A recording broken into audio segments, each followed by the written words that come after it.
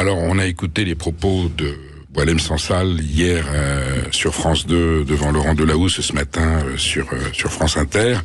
Quelle grandeur d'âme, j'allais dire quelle humanité, quelle sensibilité, quel courage.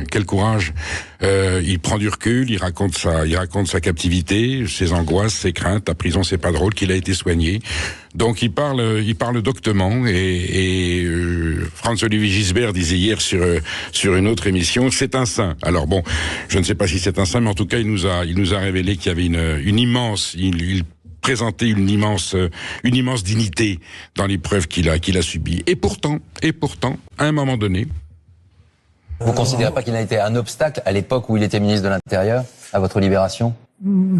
Je pense oui, d'une certaine manière, oui. Je pense d'une certaine manière, oui, parce que il offrait à l'Algérie l'occasion de rebondir sur « Regardez, c'est notre ennemi, il nous déteste, etc. » Oui, mais avec ou sans Bruno Retailleau, ils auraient réagi de la même manière avec n'importe qui.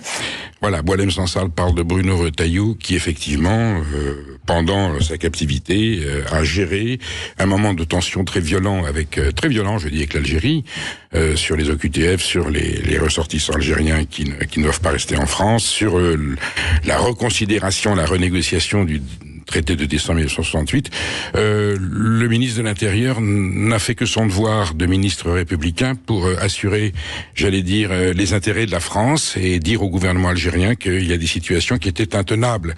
Et c'est curieux que Boualem Sansal, entre guillemets, le tacle, même s'il dit ensuite qu'ils sont amis, il y a pas de mauvaise intention de sa part, mais voilà, beaucoup d'observateurs ont été étonnés par cette sortie, qui a semé quand même un malaise, parce que Bruno Retailleau, c'est peut-être lui aussi qui est la voix de la France qu'il faut entendre aujourd'hui.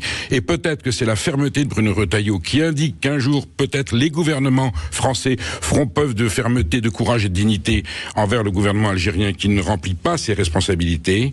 C'est peut-être ça aussi qui a participé au fait que les Algériens se sont dit, suite à la demande du président de la République fédérale d'Allemagne, rappelons bien que c'est Berlin qui a obtenu la libération de Boualem Sansal, c'est peut-être aussi la fermeté du gouvernement français à travers la voix de Bruno Retailleau qui a incité le gouvernement algérien, à reconsidérer sa position. Donc, ce n'est pas, en courbant les chines que l'on inspire le respect, c'est en restant ferme et droit, avec des propos dignes, responsables, républicains, voilà. Et je crois que Bruno Retailleau n'a pas démérité, et au contraire, on espère que le gouvernement français, les gouvernements qui suivront, feront face à l'Algérie